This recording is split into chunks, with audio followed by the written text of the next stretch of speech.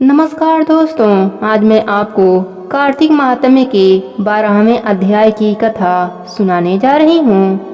प्रेम से बोलिए राई दामोदर की जय हो। धर्मदत्त ने पूछा, मैंने सुना है कि जय और विजय भी भगवान विष्णु के द्वारपाल हैं।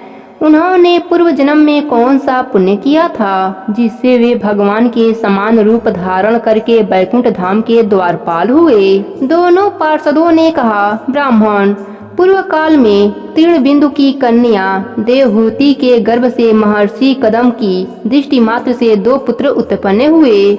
उनमें से बड़े का नाम जय था और छोटे का नाम विजय। पीछे उसी देवहूति के गर्भ से योग धर्म के जानने वाले भगवान कपिल उत्पन्न हुए। जय और विजय सदा भगवान विष्णु की भक्ति में तत्पर रहते थे। वे नित्य ओम नमो नारायणाय मंत्र का जप और वैष्णव व्रतों का पालन करते थे। एक समय राजा मरुदत्त ने उन दोनों को अपने यज्ञ में बुलाया। वहां जय ब्रह्म बनाए गए और विजय आचार्य बनाए गए। उन्होंने यज्ञ की संपूर्ण विधि पूर्ण की। यज्ञ अपरांत में अभृष्ट स्नान के पश्चात राजा मरुदत्त ने उन दोनों को बहुत सा धन दिया। धन लेकर दोनों भाई अपने आश्रम पर चले आए। वहां उन धन का विभाग करते समय दोनों में परस्पर लाग डांट पैदा हो गई। जय ने कहा, इस धन को बराबर बराबर बांट लिया जाए। विजय का कहना था, नहीं, जिसको जो मिला है वह उसी के पास रहे। तब जय ने क्रोध में आकर लोभी विजय को श्राप दिया, तुम ग्रहण करने देते नहीं हो, इसलिए ग्राह हो जाओ। जय के इस श्राप को सुनकर विजय ने भी श्राप दिया, तुमने मद से भ्राता होकर श्राप दिया है, इसलिए हाथी की योनि में जाओ। तत्पश्चात उन्होंने भगवान से श्राप निवृत्त के लिए प्रार्थना की। श्री भगवान ने कहा, तुम मेरे भक्त हो, तुम्हारा वचन कभी असत्य नहीं होगा। तुम दोनों अपने ही दिए हुए इन श्रापों को भोग कर फिर मेरे धाम को प्राप्त हो जाओगे। ऐसा कहकर भगवान विष्णु अंतर ध्यान हो गए। तदंतर वे दोनों गंडकी नदी के तट पर ग्रा और गज हो गए। उस योनि में भी उन्हें पूर्व जन्म का स्मरण बना रहा और वे विष्णु के व्रत में तत्पर रहे।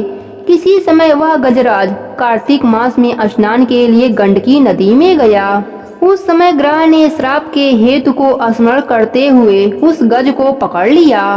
ग्रह से पकड़ने जाने पर गजराज ने भगवान रमानाथ का स्मरण किया। तब भगवान विष्णु शंख, चक्र और गदा धारण किए वहां प्रकट हो गए। उन्होंने चक्र चलाकर ग्रह और गजराज दोनों का उद्धार किया और उन्हें अपने ही जैसा रूप देकर वे बैकुंठ धाम को ले गए।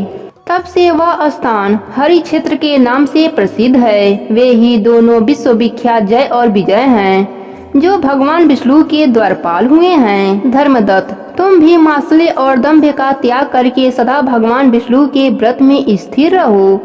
समदर्शी बनो। कार्तिक, माघ, बैसाख के महीनों में सदैव प्रातः काल स्नान करो। एकादशी व्रत के पालन में स्थिर रहो। तुलसी के बगीचे की रक्षा करते रहो। ऐसा करने से तुम भी शरीर का अंत होने पर भगवान विष्णु के परम पद को प्राप्त हो जाओगे। भगवान विष्णु को संतुष्ट करने वाले तुम्हारे इस व्रत से बढ़कर न यज्ञ है, न दान है, न तीर्थ है। विप्रवर, तुम धन्य हो, जिसके व्रत के आधे भाग का फल पाकर यह स्त्री हमारे द्वारा बैकुंठ धाम में ले जाई जा रही है। नारद जी कहते हैं, राजन, धर्मदत्त को इस प्रकार उपदेश करके वे दोनों विमानचारी पारदर्श उस कलह के साथ बैकुंठ धाम को चले गए।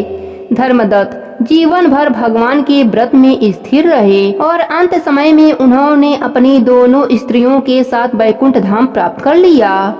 इस प्राचीन इतिहास को जो सुनता और सुनाता है वह जगत गुरु भगवान की कृपा से उनका सानिध्य प्राप्त करने वाली उत्तम गति पाता है।